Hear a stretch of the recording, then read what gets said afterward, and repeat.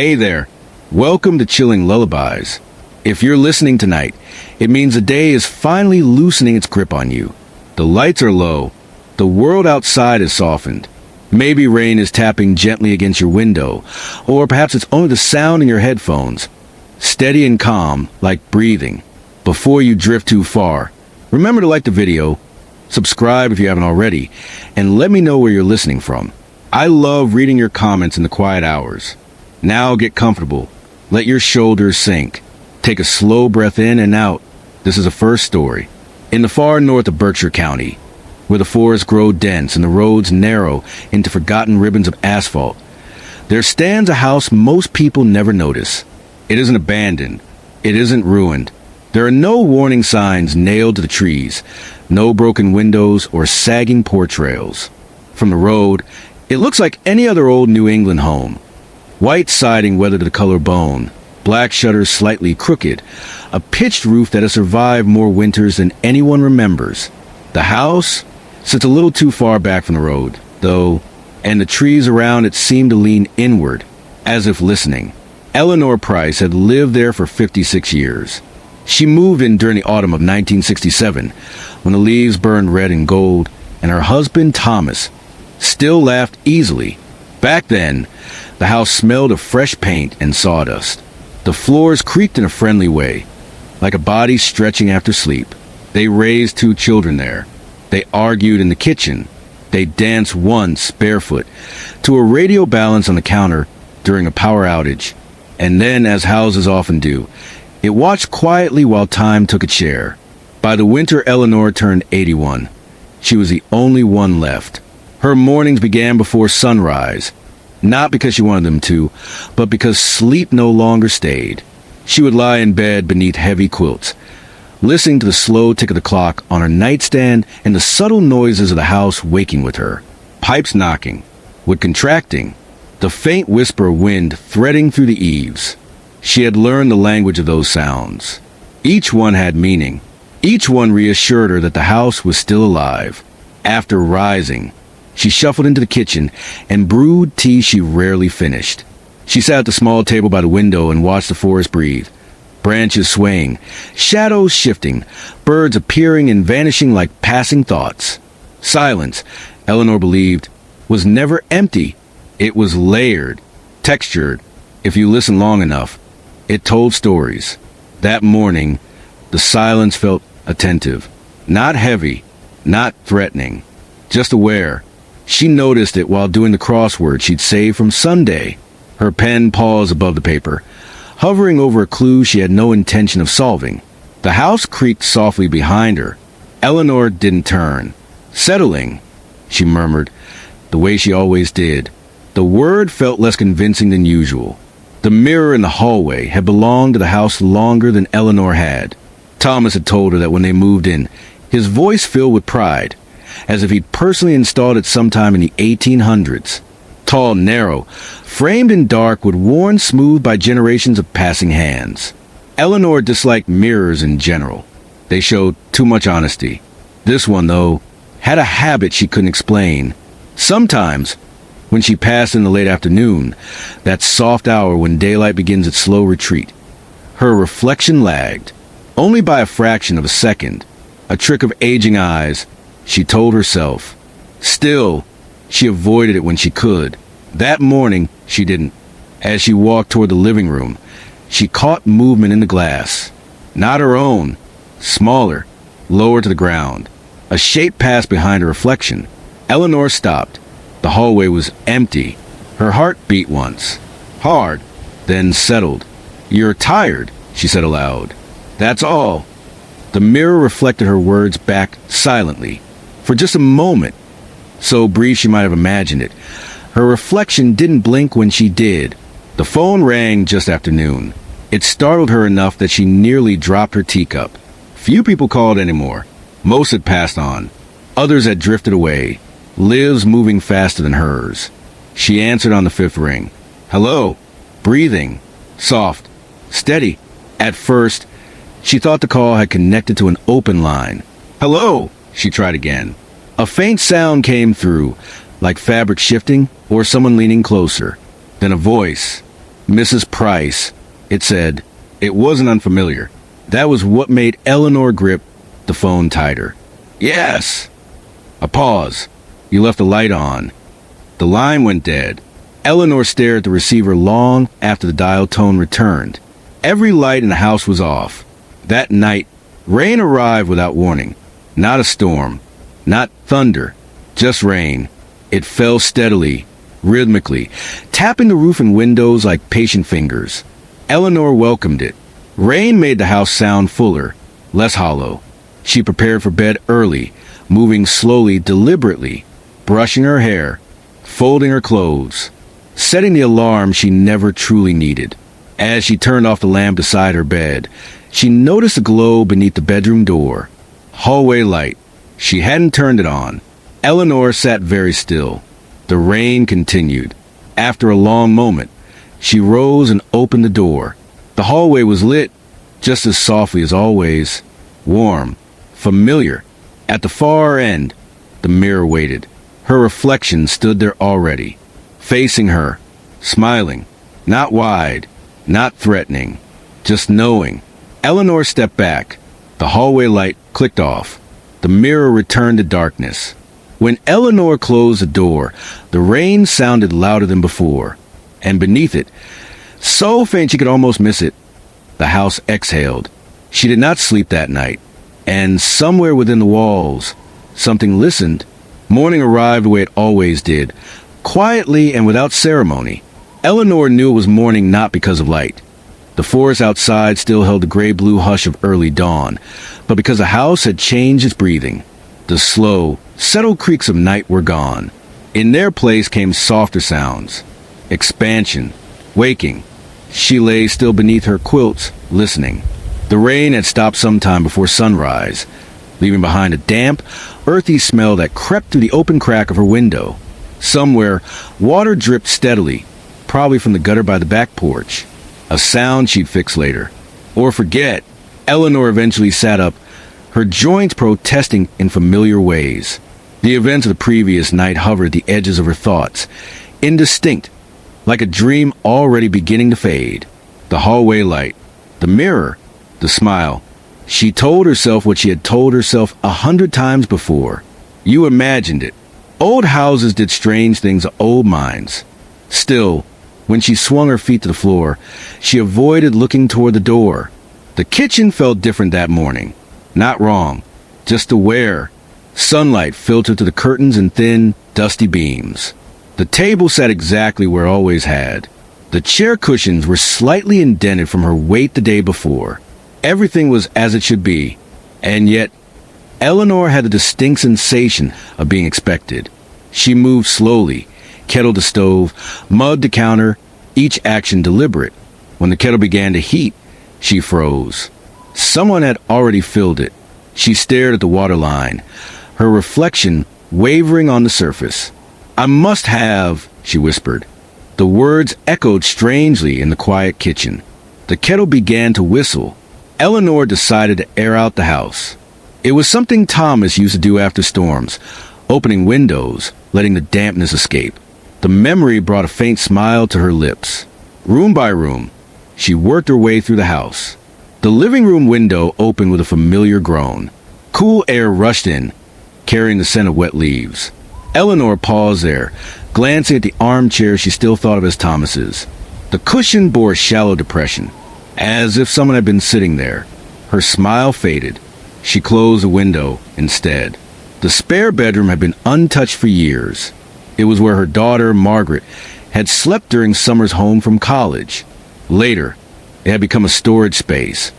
Boxes of old clothes, photo albums, things Eleanor couldn't quite let go of. She hadn't planned on opening it, but her hand found the knob anyway.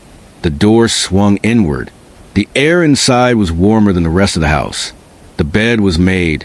Neatly, Eleanor's breath caught. She hadn't made that bed in over a decade. The quilt was smooth, corners tucked tight the way she used to when the children were young. On the nightstand sat a glass of water, half full. Condensation beaded along its sides. Someone had been there recently. No, Eleanor said softly. The word felt fragile. She backed out of the room and closed the door, her hand trembling. The phone rang again just after noon. This time, Eleanor let it ring longer. She counted each chime, her heart matching its rhythm. On the seventh ring, it stopped. Relief washed through her, brief and shallow. Then the answer machine clicked on. She hadn't realized it was still plugged in. A soft hiss of static filled the kitchen. Then a voice, not unfamiliar. "Mom," it said.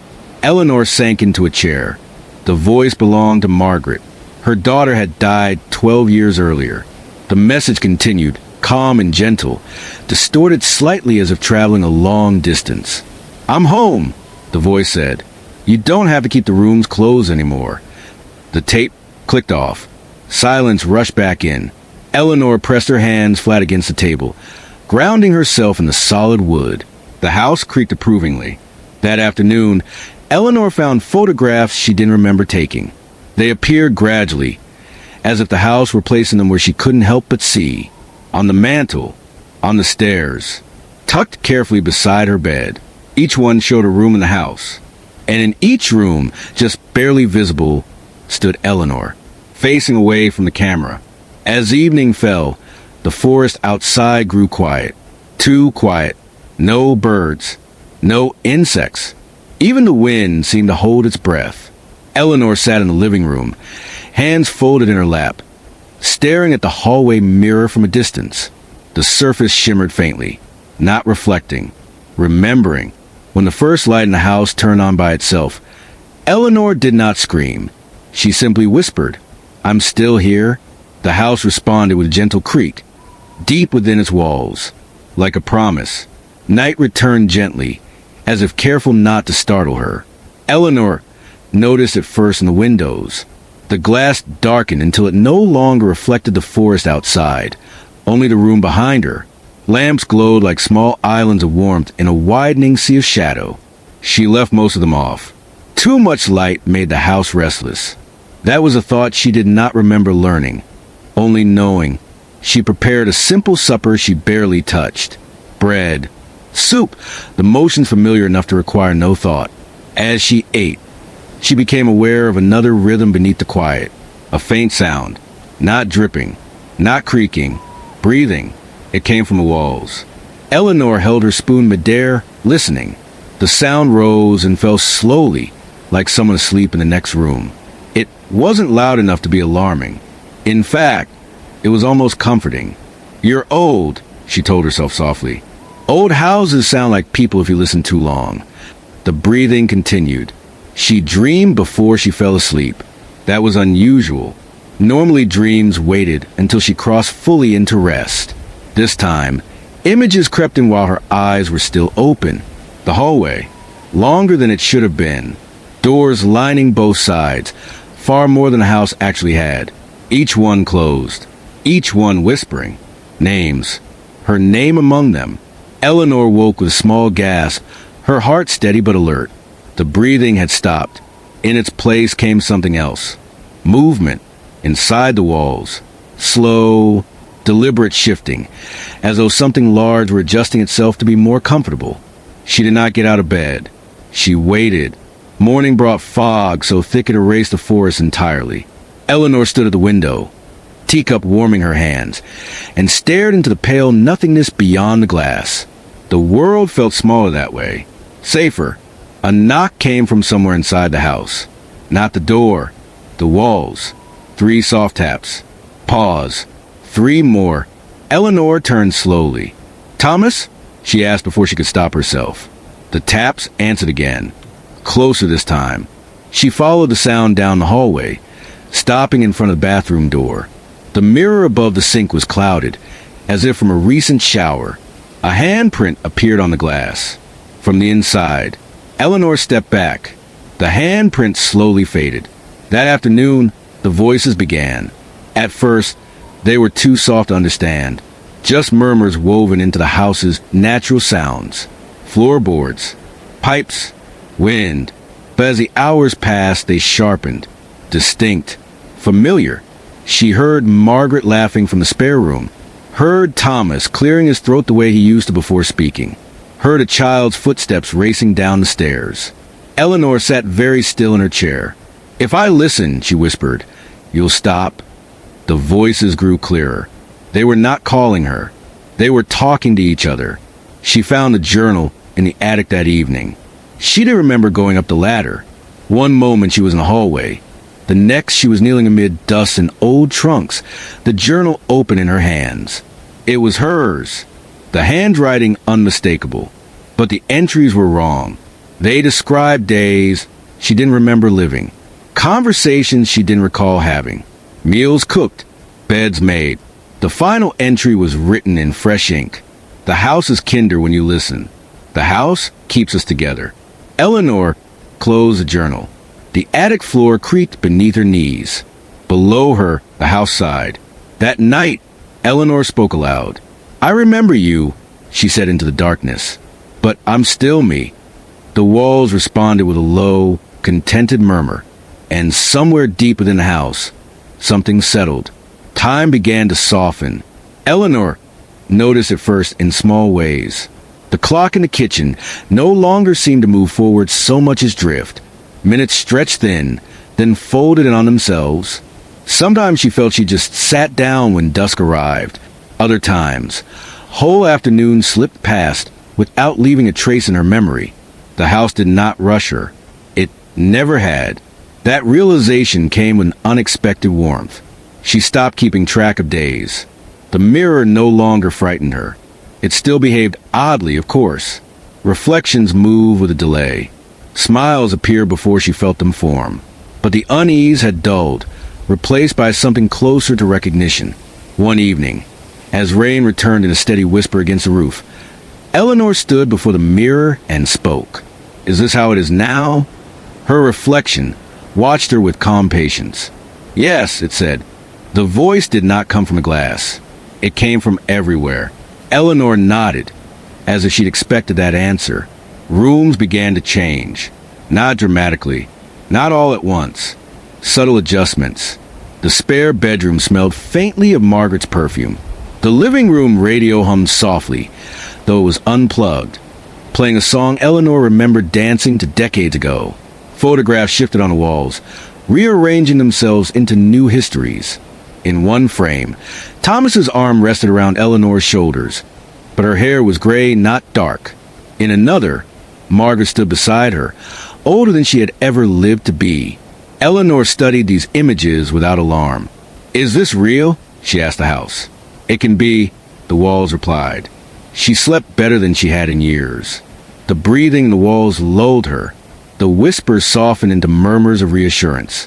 When she woke in the night, she felt watched over, not watched. Once, she dreamed she was walking to the forest, but the trees were shaped like doorways, their branches forming frames. Behind each one, a room waited, warm, familiar. When she reached for one, the house whispered, "Here." Eleanor stopped answering the phone. It rang sometimes, distant and unimportant.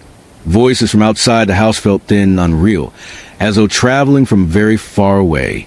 Once, she listened to a voicemail from Michael.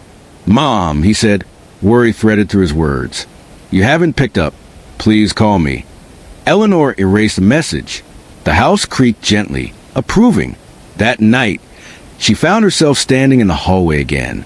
The hallway was longer now. More doors lined its walls. Some were familiar, others were not. Each door bore a name.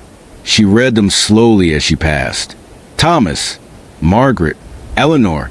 At the end of the hall stood a door without a name. Light spilled from beneath it. Eleanor hesitated. "Not yet," the house murmured. She turned back willingly. The next morning, Eleanor realized she could no longer remember the road leading away from the house. She tried to picture it. The curve through the trees, the mailbox at the edge of the drive. But her mind returned only rooms, hallways, doors. The house had become her map, and she was content. The first knock at the door startled the house. Eleanor felt it ripple through the walls, a brief tightening like a held breath. The sound itself was gentle, polite, even, but it did not belong. 3 knocks. Pause. 3 more. Eleanor stood in the hallway, one hand resting against the wallpaper. Beneath her palm, the house felt warm. "It's all right," she whispered. The warmth eased.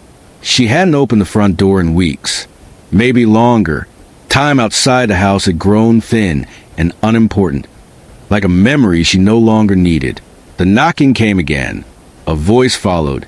"Mrs. Price." A man's voice. Young. Careful.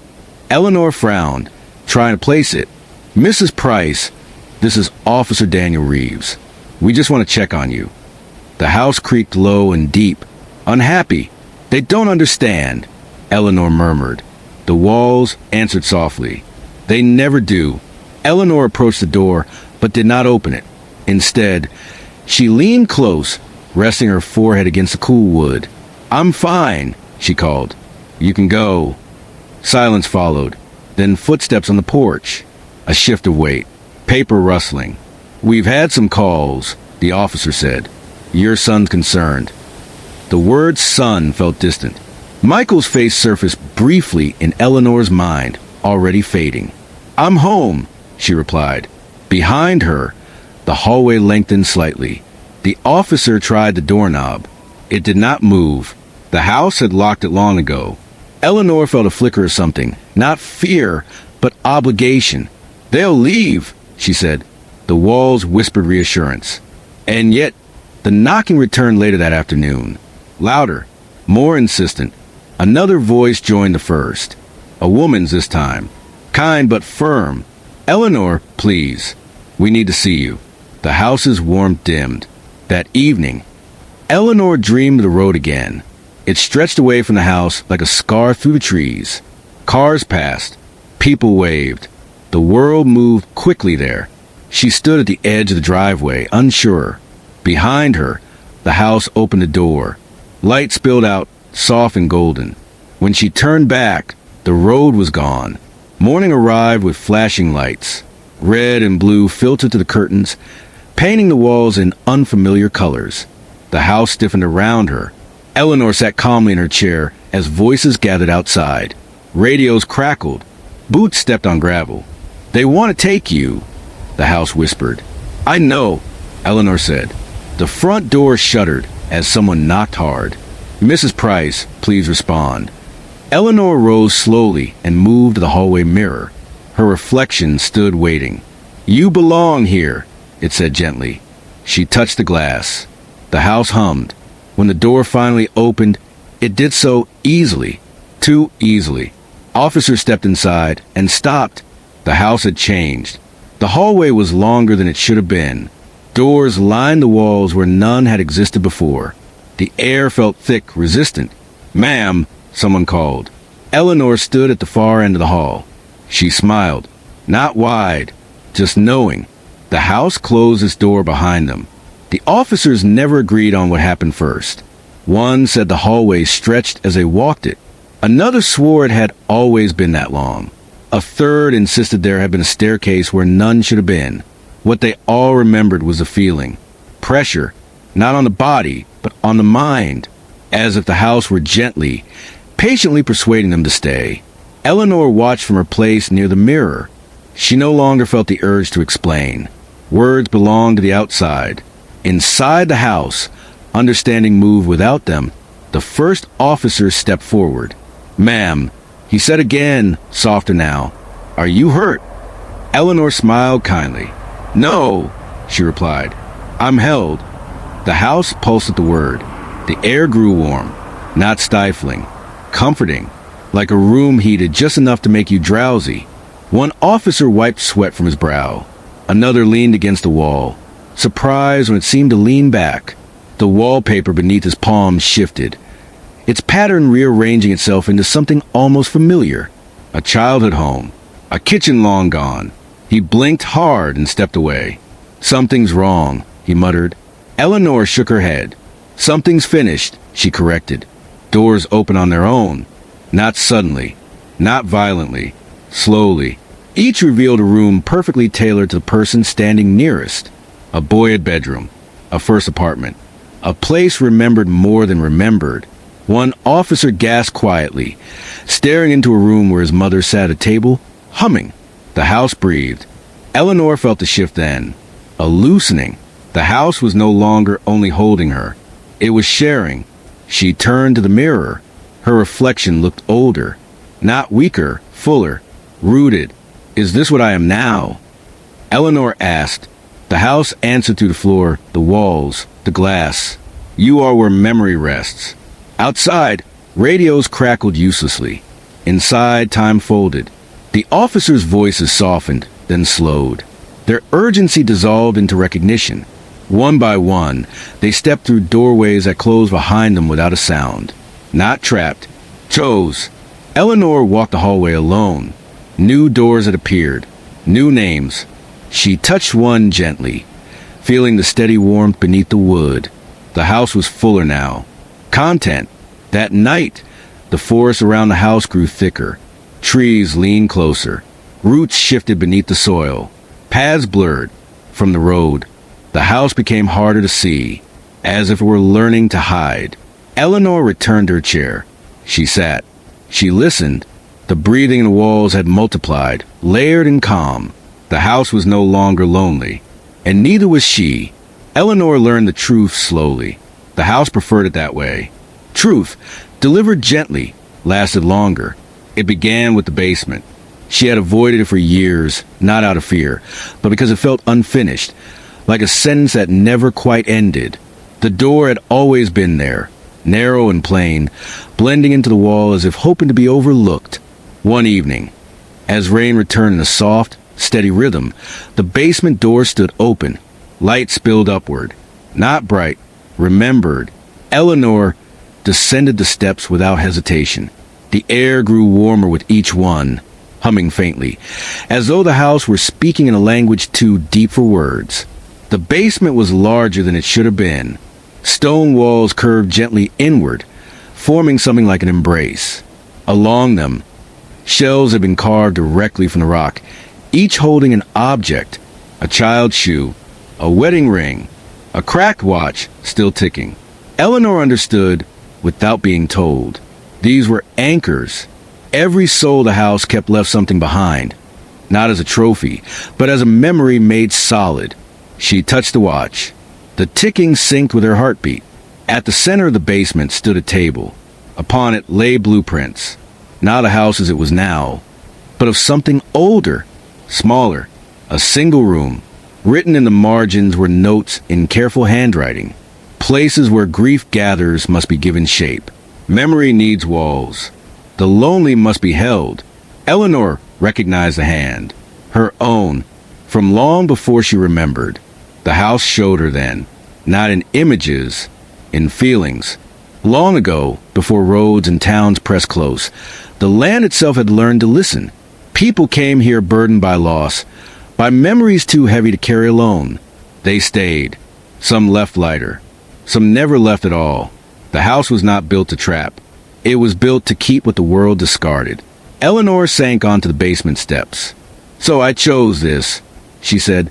The house answered softly. You asked to stay. She felt no regret, only recognition. Her life, her losses, her long years of quiet. All of it had been a preparation. Upstairs, the room shifted once more, not expanding, settling. The house had nearly reached its fullness. Only one space remained unfinished. That night, Eleanor dreamed of herself as a young woman, standing in an empty field where the house would one day stand. She was not alone. Others stood beside her, faces blurred by time. They held memories like lanterns. Together, they built something gentle, something patient, something that would last. When Eleanor woke, she knew what remained. The house did not ask. It waited. Eleanor's last night began not with fear, but with expectation. The rooms were still, the walls breathing softly in rhythm with her own heartbeat. She moved through the house slowly, touching doorframes and mirrors, chairs and tables. Every surface hummed with memory, warmed by the life that had passed through it. The forest outside pressed closer. Branches leaned in, leaves brushing the windows like fingertips. Rain began again, gentle and constant, blending with the breathing of the house itself. The hallway stretched before her. Doors lined its walls, some with names, some without. She paused at each, placing a hand against them, feeling the warmth, the histories contained within. The final door stood at the far end. As it glowed faintly, invitingly, Eleanor approached and placed her hand upon it. Light spilled upward, warming her from the inside out. She felt a pulse beneath the wood, steady, strong, alive. "This is it," she whispered. The house answered not with words, but with its steady hum, wrapping her in the comfort of countless memories, countless presences. Stepping through, Eleanor found herself a room that was at once everywhere and nowhere. It was not a room she could describe, only feel. Warmth, light, sound, and silence intertwined. Voices she recognized. Thomas, Margaret, Michael, swirled gently around her, though they were echoes of memory more than people. She did not panic. She did not resist. She was home. Upstairs, the house side. The walls settled. The floors aligned. Every picture, every object, every whisper of memory found its place. The structure, once stretching and uncertain, now felt complete. The breathing slowed, blending into the rhythm of Eleanor herself. The house had learned its final lesson. Completion was not possession, but unity. Outside, the rain fell steadily. The trees leaned in one last time. Paths vanished. The road faded. Only the house remained, full, patient, eternal. Inside, Eleanor sat near the mirror one last time. Her reflection smiled. Not a wide grin, not a fearsome expression, just knowing. She understood then that she was part of the house as much as it was part of her. Memory, love, grief, time, all folded together into a quiet eternity. The house exhaled, and Eleanor exhaled with it. The rain tapped softly, steady, gentle. The black screen of night enveloped the house, the forest, and the world beyond. And sleep arrived at last.